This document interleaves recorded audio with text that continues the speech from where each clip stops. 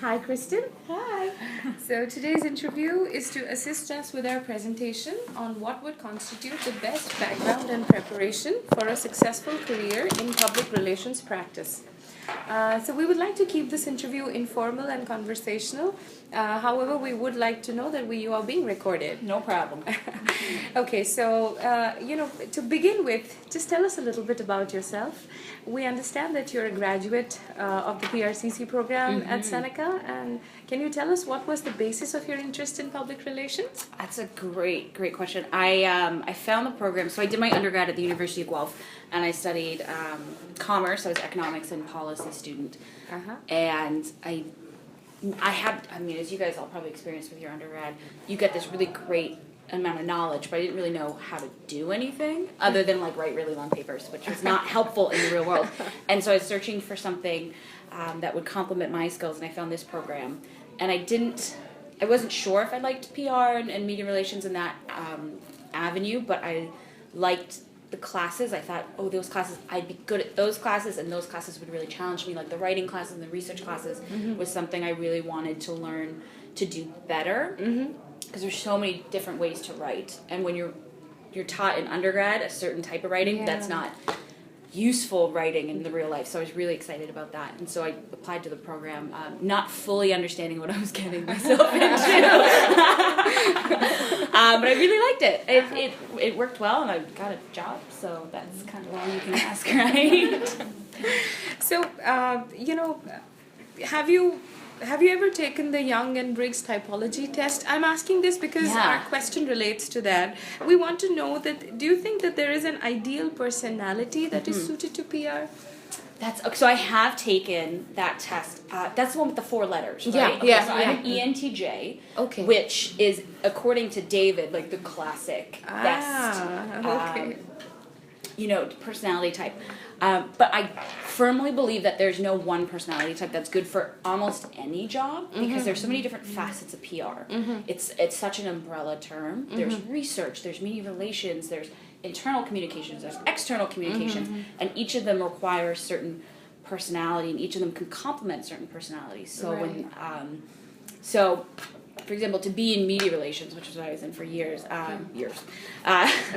you need to be outgoing, you need to be persistent, and you need to be respectfully aggressive. But you don't need all those certain quality types to be in, let's say, internal relations. But that's still under the umbrella of public relations. So if this is something that's of interest to you, you don't necessarily need to be that classic, like Samantha from Sex and the City, kind of extrovert. They can come in if they want. If they have questions, come in, come back. Fair enough. So I think that there are some non-negotiables, but for the most part, anybody can really make it in the field. They just need to have that drive. But like a non-negotiable, I'd say, is writing. You have to be competent at writing, whether it be emails, speeches, memos, whatever it needs to be. I'm not a great writer, but the facet of writing that I have excelled at is I'm a really good editor. So, when we work with clients, I say, I'm not a writer, so you give me what you want, I'll rip it apart, I'll make it good, I'll catch the spelling mistakes and the grammar mistakes. So it's just also about learning to highlight to be your own publicist. What are you good at, and what can you bring to the table? So, and just presenting it in a good way. But so a long-winded, no, there is no ideal or perfect personality type. Anybody can. Okay. Nerys? Well, you sort of captured some of what is asked in the third question we had for you, which sort of delved into Susan Cain's thesis in her book, The Power of Introverts. We know that there is this sort of belief out there that if you're more of an introverted personality type, whether you're camera shy, quiet, or cerebral, then you're not suited for the world of PR. So we're going to ask you, what do you think about that? But you've pretty much captured that. Yeah. So there's room for everyone. There is. Given how multifaceted PR is, as absolutely. you said. So on that note, how would you define success in PR? Oh, that's so hard. Well, actually, just to touch on question 3 before we just move on to, it's all about knowing your strengths and setting yourself up for success is what I've learned, and really, really learning about the different facets of PR and saying, okay, this is what I'm good at, and this is how I can set myself up for success and really accentuate my strengths. And so if you are camera shy, well, guess what you should not be doing? You should not be in media relations. You shouldn't be the one in front of the camera. You shouldn't be the one hosting the press conferences. But I think that's pretty self-explanatory. If you're afraid of blood, don't become a surgeon.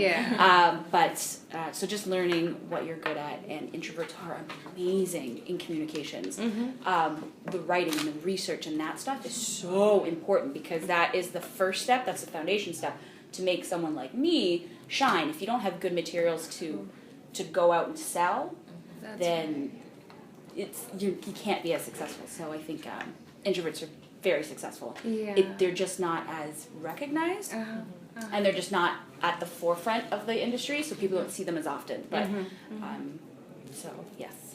But how do you define success? I don't know. I don't know. That's a really hard question. I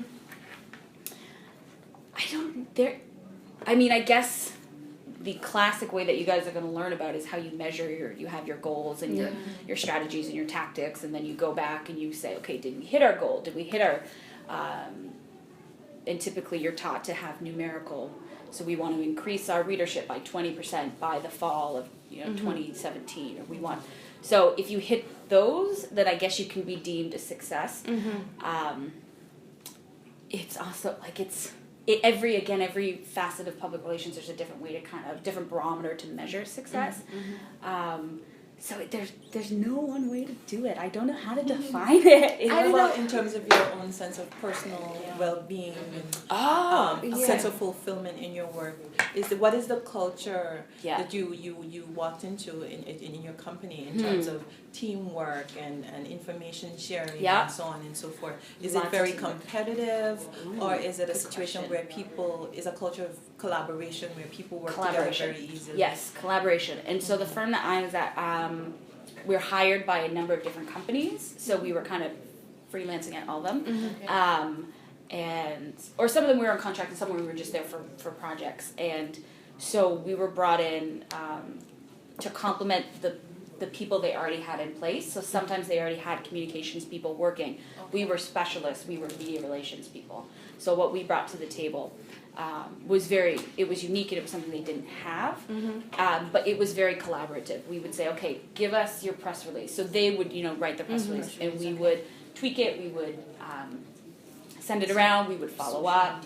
Exactly. So it was a lot of collaboration. So I think being able to work with people is a huge success. Like if you can work efficiently and effectively and have good personal and professional relationships with people, that's so important. And do not underestimate the importance of having a good working professional relationship with someone.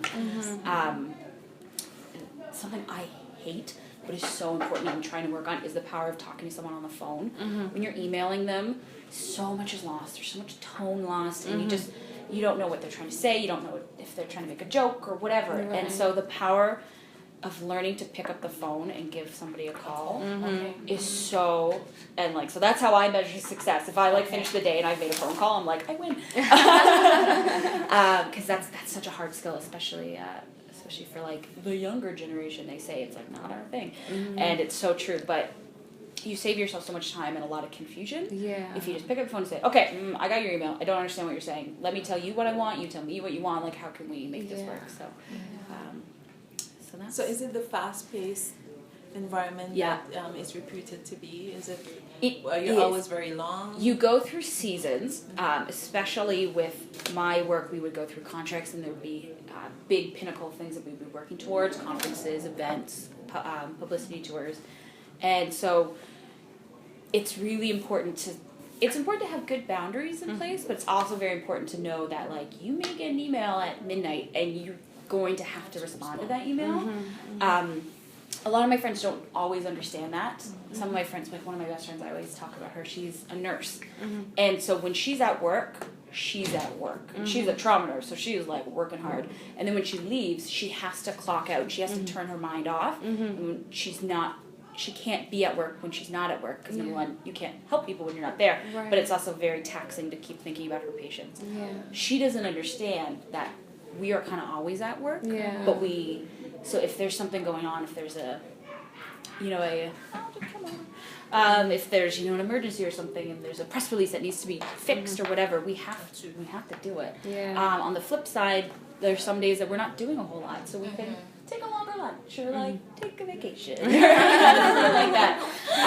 But it is very fast paced, and there are some moments that you're like running and like, okay, the camera's on in 20 seconds and the person's not there yet, or the mic isn't working, or and so learning to have plan B's and C's and D's are so important. And David always that's something we can totally vouch for. You guys, I just had a big 2 months ago. I just had a big David was right moment.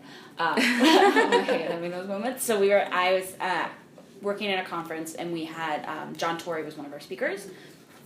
And so typically what we'd do is we would double mic them before they would go on stage. So we have there's our little our tech people, and they mic them, and so we say we're just going to put a lav mic, which is the one that clips on your taser. And there's also a mic on the stage. So we're just going to double mic you. And he was like, I don't want to be double mic'd.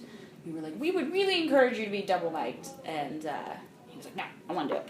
So he went on stage, and for some reason the mic stopped working, and he didn't have a backup mic, and we were just like, what do we do? And we were sitting there are thousands of people in the room, there are cameras, there are live feeds, and we're just like, we can't hear him. So someone had to run up and give him a microphone, but it was just like, this was one of those moments where it's like, I should have insisted and said, I'm sorry, you do not have a choice, you have to put this microphone on. So it was a really great learning lesson for me. It doesn't matter who you're talking to.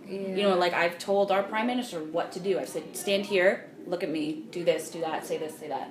And so being in the PR world, you are in control in that instance. And it's really cool to see how people respond to it. And actually, I found the more powerful people are, the better they respond to you, because they're just used to being handled. So they go, okay, and they'll stand wherever you put them, and they'll say whatever you want them to say, and because they trust you, and they trust that you've been put in the position that you've been put in, because you're going to make them look good and share the story that needs to be shared. So that's a really long-winded answer to your very short question. It makes so much sense. Thank you. Okay, I'm going to ask you the next questions. Do you have a mentor, or is there anyone who is successful in PR and who inspires you?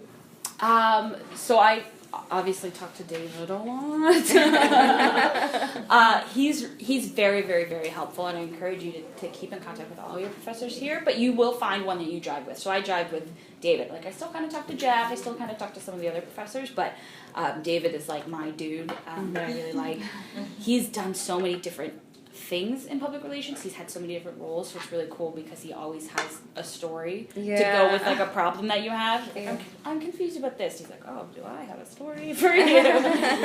So I really like David. I think it's important to find somebody, and they don't necessarily have to be in public relations, but to find someone in business to have as a mentor, and to just talk through and meet with every couple months, and just make sure that you are seeing things clearly. And sometimes it's really helpful to get an outside perspective on what's going on. Even if, my boss is driving me crazy, I don't understand why they're being so crazy. Having someone that's older than you, that's been there before, it's really helpful. They can offer a lot more of a bird's eye view than just your friend or just. So I have David, and I have other people that I know. I've also found lots of colleagues in my classes at Seneca that I still keep in contact with, and a lot of people that I've met doing things like this, that I go hey, I have a question about this, what would you do here? And I have a lot of colleagues and mentors, and I think both are very important. And colleagues that are not in your specific field can give you really great advice, because if you both are in media relations, you may have a skewed view, but if you ask a friend that is in internal communications and you're in external, or you're in your writing or research, they've been there with you in the program, so they have that good knowledge, but they have a different perspective to give you. So that's fairly important too. Okay. And the next question is, what are some of the major challenges that you would say one can expect if they're interested in moving in VR? Ooh, that's a really good question. So it's a very poor paying industry when you first start out. So there's a lot of people fighting for not a whole lot of jobs. And so when you're at the very bottom, you're kind of treated disposably because to a certain degree you are, because they know that they can pay you like crap or not pay you at all because you just want to get the experience on your resume. So sticking it out and being like, okay, I'm going to be really poor for a little bit. Because, you think in your head, I'm going to grad school, I'm going to graduate and make like $150,000 a year. It's not like that. So, but it's that mental fortitude and saying, okay, I'm going to meet the right people and I'm going to go to the events still, even after you graduate. I'm going to carry business cards or add people on LinkedIn or whatever and really continue to create relationships with people because it's an industry built on relationships. I didn't get my job by giving someone a resume. I got my job by stepping outside my comfort zone and doing, I was in the Voices competition. David probably told you. And so it's always stepping outside your comfort zone and always trying something that feels like, I don't want to do that. If you have that butterfly feeling, it's probably a good feeling. Pushing your limitations. Right? Yeah. Because there's like the fight or flight, but you will know when it's a flight feeling and you'll know when it's a fight feeling because you're all smart. You'll be able to figure that out. And but what are some major challenges? Yeah, and it's a very female dominated field until you hit a certain point, and then I find that the top dogs are all male. It's interesting, yeah. So that's something that it's here nor there. It is what it is. But that's just something that comes with the industry. It's kind of notorious for like a bunch of catty women. Whether that stereotype is right or not, I don't know. I haven't experienced that because I've worked with actually a lot of men in the industry. But so that's something a lot of people I've spoken to said they're just competing with another woman, and that's difficult. But I think that it's just, again, marketing your skills and saying, this is how I'm invaluable, and making yourself an invaluable member of the team is the most important thing that you can do. What other major challenges? Money, gender. But then, is there money once you start? Yes, Okay. yes. Once you hit a certain level, then yes, you are compensated very, very well. Okay. But it's just kind of sticking it out. It's like, and there are a lot of industries that are like that. Marketing is like that. There's a lot that fall under that kind of, I guess, pay grade model. It's kind of bizarre, but so that is a challenge because you may want to be like, I just want to make money. Like I want to be able to pay my bills. That's kind of fun. But what are other challenges? It is very taxing because you go through seasons of a lot of work and really long hours. There's lots of after work time is often when you're working. Either really early mornings because you're doing morning shows, so you're there as people are waking up and eating their breakfast. You've already been there. You've had your client have hair and makeup done, or you're doing evening news, or you're doing weekend events. Promotional events are not when people are in their office because how are you going to promote to them? So it's a lot on the weekends. So it's the work-life balance. I guess is also a big major challenge that I would identify. And some people are just not willing to do that. I've known people who are in the program who just said, you know what, I need my weekends, I need my 9 to 5. And to go back to your first or second question, you can find roles in the public relations umbrella that do accommodate, for the most part, a 9 to 5. But some of them don't. Some of them are not a 9 to 5 at all. So you just have to accept that and bear it while you're in it and see the good in it, and then when you don't have to work, well, sometimes you have a Tuesday off, and it's great. That's right. Hinged on that, that is levels of initiative. Are you being paid to think outside the box and kind of be pioneering and trying new things or recommend new approaches, or is it that you are stuck in that role where you receive the instructions and you're just charged with executing at the highest level possible? That is such a good question. Both. And it depends on the culture that you work in. It depends on the industry that you work in. Some people, some companies, some managers, some whatever, just like status quo, and they are not into change. And so you have to read your client, and your job, especially if you're a freelancer, you're a company or a firm that's brought in, you read your client and you give your client what they want. So you tell them, this is what I feel you need. But if they're not into it, you are there to service and give the client what they have asked for. Yeah. And so all you can do is make recommendations, but if they don't want it, you can't be an innovator. You just do what you're asked, or you just, but sometimes they'll hire you and say, like, we just need a change. We just need a change of culture. We need a change of vision. We're losing our key stakeholders or something, and we need you to shake it up. And then you can be really cool and think out of the box and put forth new initiatives. So it depends on your role, and depends on who you're working with. Does that answer the question? Yes. Yeah. It does. But that is a challenge too. It's trying to work with people who, if you want to be really creative and they're like, no, we're good. Trying to work within that and see, okay, is this something I can do, or should I move on and find another place? But sometimes you don't have a choice, and you just have to suck it up and bear it. And you can learn something from everywhere you're in, even the worst things I've done, like the worst things that were not up my alley, like different publicity events or clients I was working with. You learn so much from them. But you learn a lot when you're going in. You don't necessarily have to stick with it once you should be moving up and growing. So you kind of have to grin and bear it for a bit. But once you get enough under your feet and enough experience, then you can move on. It's totally fine. Find what you like.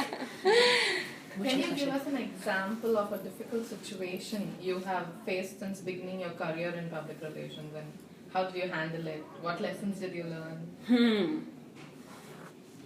That's hard. That's so hard. These questions are really hard, you guys.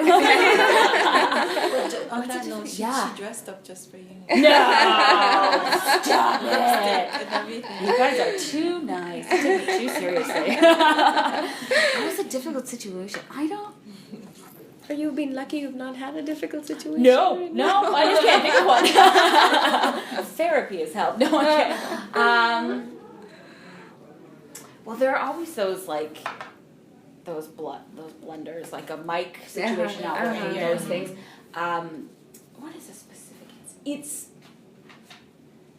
It's all about recovery in public relations, because stuff is going to go wrong. Just like David is teaching you and is going to teach you even more, especially in your public speaking class. You guys are in for a world of fun. It's all over there on our plasma screens here. He's taken I think the next semester, the second semester girls, he's taken them out in freezing snow, and they're holding up public speaking Unfortunately, class. we won't have him for that class. He's taking a short break.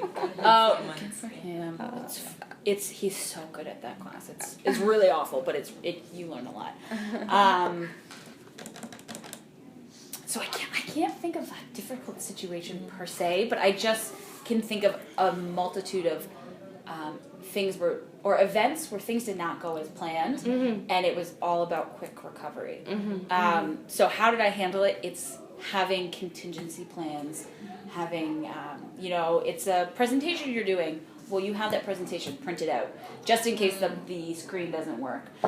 You have extra of everything, just in case, you sent somebody the photos that they needed. Well, you also have it on a stick. And you don't care about that stick, so you can give them the stick. Or you have it in a Dropbox. Or you have it in a Dropbox and on a stick.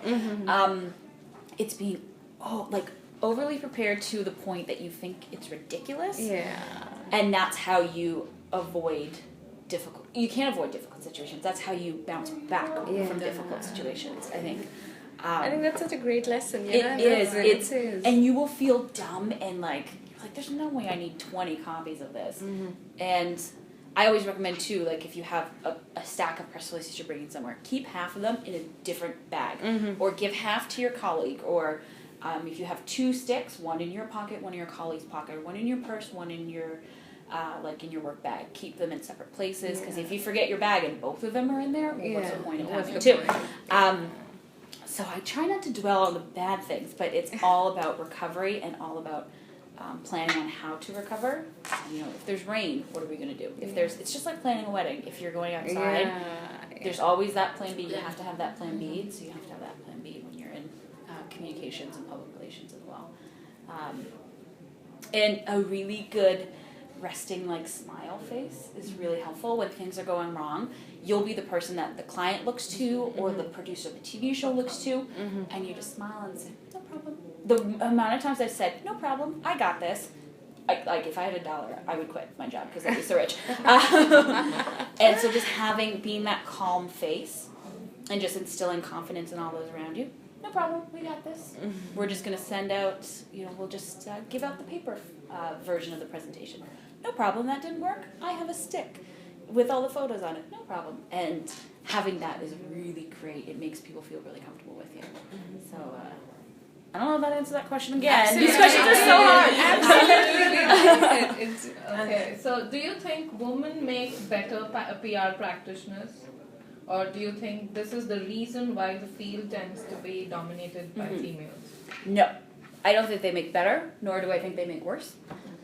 They bring something unique. Men bring something unique. Some clients respond better to women. Some respond better to men. Some industries respond better to women. Some respond better to men. Some respond to a mix. And I don't think it matters what your gender is. I don't think it matters if you're a woman or a man. You go, you prepared, you do your job. You just do it to the best of your ability. You make sure that you're in a role that complements your skills and brings out your skills. And you work hard for your client. It doesn't matter who you are. I think it's as simple as that. It's dominated by female. I don't know why, because I've met some amazing guys who are so good at it. Like, they put me to shame. I'm like, I gotta learn from you. And I put some guys to shame. So it's I don't know why it's dominated by females. Maybe it's just a stigma that's attached to it. But I have some really great colleagues that are men, and they're really great at their jobs. So I don't think it matters who you are. Okay, having entering the public relation industry, I'm sure at some point you'd have thought, okay, at this point I have gotten to the pinnacle of my career. So at what point do you think you would say I have gotten to the pinnacle? Oh, that is a hard. So I haven't hit it yet. But I always try to concentrate on the mini pinnacles, like the little victories, the little wins. And I don't think you'll know until you look backwards that it was the pinnacle. Especially in a career like this where it's not like, oh, you're now the head of surgery or this or that, because often in public relations you're moving around, you're going from firm to firm, company to company, you're working for different clients. So, one day you may be a director, another day you may be the the head of something. And so the titles are very not loosey-goosey, but they don't necessarily represent what you're doing or how you've made it in your career. So I don't know. I think it'll be okay, to make it but easier, what would you say, okay, I'm striving towards this right now? I don't know. I think... So right now, often when I make decisions, this is what I have recommended we should do. Can I go forward with that? And someone else is saying yes or no. So I think at this point in my career, I'd love to be the person saying yes or no. Having that amount of experience under my belt and having that trust put in me that I'm the one saying, yes, that can go. No, that can't go. That needs to be redone. But I don't know if that's a pinnacle or not. But like it's a miracle. It's a mini pinnacle. I'm sure when you reach that point, okay, I have something else that I'm yeah, you'll have a new pinnacle. So I guess it's like there'll be multiple pinnacles. So that's my pinnacle du jour, let's say. It seems many PR practitioners tend to diversify away from the PR practice into other communication-related fields. Yeah. Can we then say PR should be seen as more skilled to be acquired or as a career to pursue? Oh, that's a great... Both. There are so many really communications, and the more I learn, the more people I meet, the more I realize that there are communication departments in every single huge company, governments, and it's so important.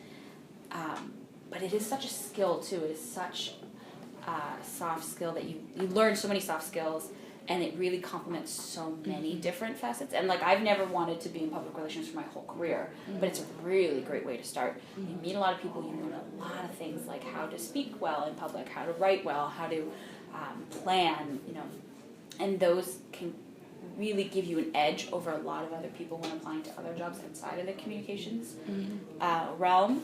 So I think it can be both, because it is so needed. You need communications and public relations people and departments within governments and companies, public and private sector.